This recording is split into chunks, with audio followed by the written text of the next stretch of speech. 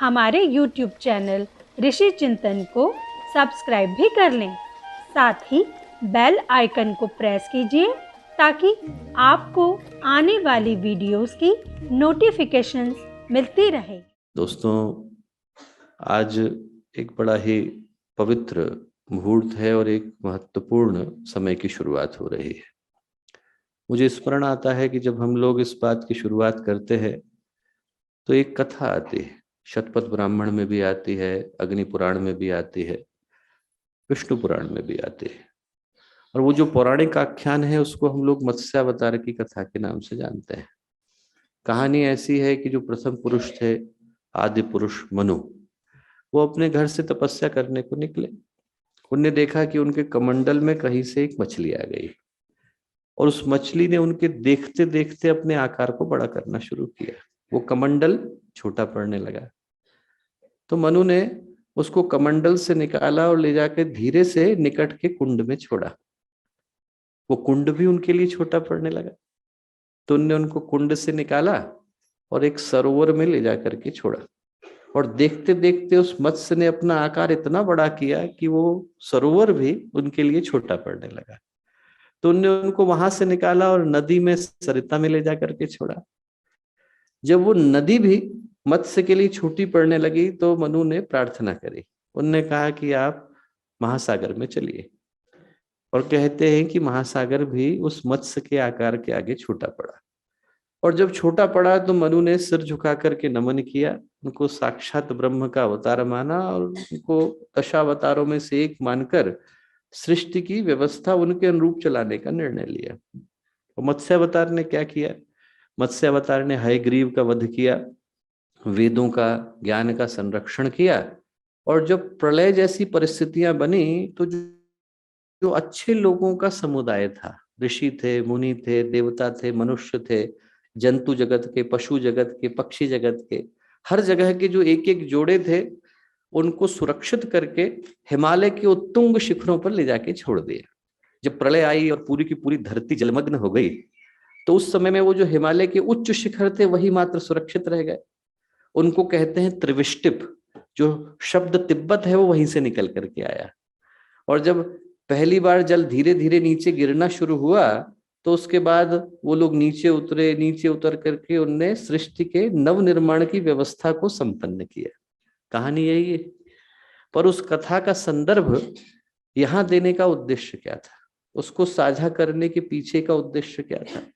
उद्देश्य ये था दोस्तों कि जिस तरह से मत्स्यावतार ने नव निर्माण की प्रक्रिया को संभव किया, वैसे ही ये जो नवरात्रि का काल है जिसकी साधना के लिए आज हम लोग यहाँ पर एकत्रित हुए हैं, ये भी सृष्टि के नव निर्माण का काल है। जो नव संवत्सर का समय आता है उसी से संवत की शुरुआत होती है, मनवंतर की शुरुआत होती है, युग की शुरुआत होती है, युगादि की शुरुआत होती है। वहीं से इस सृष्टि के नव निर्माण की प्रक्रिया संभव हो पाती है। प्रलय हो जाती है तो भगवान जो है वो योग निद्रा में जाकर अंधकार में विलीन हो जाते हैं। और एक दिन ऐसा आता है कि जब उनकी आंखें दोबारा खुलती हैं, उनका उन्मीलन होता है। और जब उनका उन्मीलन होता है, जिसको ऋग्वेद में परमेष्ठि ऋषि नास्ति सूक्त में कहते हैं, नासदा सीनो सदा सीत दानीम नासिद द्रजो न व्योमा परोयत किमा वरीवह कुवश्च शर्मन अंभ किमासीत गहनम गंभीरम। जब वो अपनी आंखों को खोलते हैं तो वो सृष्टि के नव निर्माण की प्रक्रिया को संभव करते हैं। और वो दिन यही चैत्र नवरात्रि का होता है। तो आज का जो दिन है दोस्तों, वो सही दृष्टि से देखें तो एक सौभाग्य के स्मरण का और एक जिम्मेवारी के वर्ण का है। कौन सा सौभाग्य और कौन सी जिम्मेवारी, उसी विषय पर मैं बात करना चाहता हूं। सौभाग्य दोस्तों हम लोगों को स्मरण रखने की आवश्यकता है। हर उस व्यक्ति से कहूंगा जो इस जगह पर उपस्थित है कि हम लोग इस सौभाग्य के स्मरण को करके यहां से उठे, हृदय में गहरे बिठाएं कि आज हम लोगों को सौभाग्य किस रूप में मिला। और जो सौभाग्य मिला वो इस रूप में मिला कि इस युग के मत्स्यावतार की अवतारी चेतना का साक्षी बन पाने का, सहचर बन पाने का सौभाग्य हम लोगों को मिला। एक मत्स्यावतार हम लोगों की आंखों के सामने घटा है, बल्कि यूं कहें कि घट रहा है। और जो मत्स्यावतार घटा वो इस विश्वव्यापी गायत्री परिवार के विस्तार के रूप में घटा। आप जरा ध्यान से देखिए, आज से 100 वर्ष भी नहीं हुए, 100 वर्ष पहले परम पूज्य गुरुदेव के ध्यान के छोटे से कक्ष से आरंभ हुआ। आवलखेड़ा की वो छोटी सी पूजा की कोठरी थी, वहां से आरंभ हुआ। कुछ 100 रुपए की जमा पूंजी से आरंभ हुआ, कुछ 100 ग्राहकों से शुरू हुआ। वो जब गायत्री परिवार धीरे धीरे आवलखेड़ा के लिए छोटा पड़ने लगा तो गुरुदेव ने उसको उठाया और अखंड ज्योति संस्थान में छोड़ दी। एक दिन अखंड ज्योति संस्थान भी छोटा पड़ा तो गुरुदेव ने उसको अखंड ज्योति संस्थान से उठाया और तपोभूमि में ले जाके छोड़ दिया। और जब तपोभूमि भी उस गायत्री परिवार के आकार के आगे छोटी पड़ने लगी तो गुरुदेव ने उसको उठाया और शांति कुंज सप्त सरोवर में लाके छोड़ दिया। और एक दिन जब सप्त सरोवर और गंगा की नदी भी छोटी पड़ने लगी तो गुरुदेव ने उसको यहां से लिया और विश्व मानवता के महासागर में छोड़ दिया। आज जो मत्स्यावतार है वो करोड़ों करोड़ गायत्री परिजनों में, हजारों हजार प्रज्ञा संस्थानों में बदल चुका है। ये कोई साधारण घटना थोड़ी।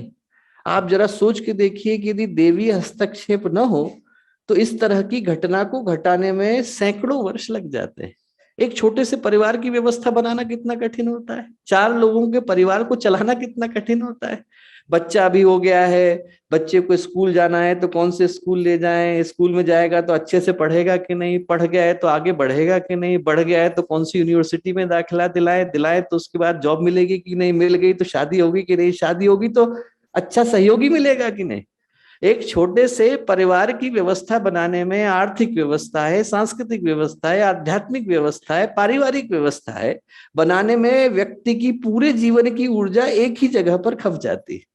और जब आप ऐसे में करोड़ों लोगों को, लाखों लोगों को भावना के, श्रद्धा के, निष्ठा के, आस्था के एक धागे में बंधा हुआ पाते हैं। भाषाएं अलग हैं, संस्कृति अलग है, कल्चर अलग है। कोई किसी परिवार से आया है, कोई किसी परिवार से आया है, किसी के घर में हजारों रुपए हैं, किसी के घर में शाम की रोटी जो है बड़ी मुश्किल से जुट पाती है, पर सब एक व्यवस्था में बंधे हुए हैं।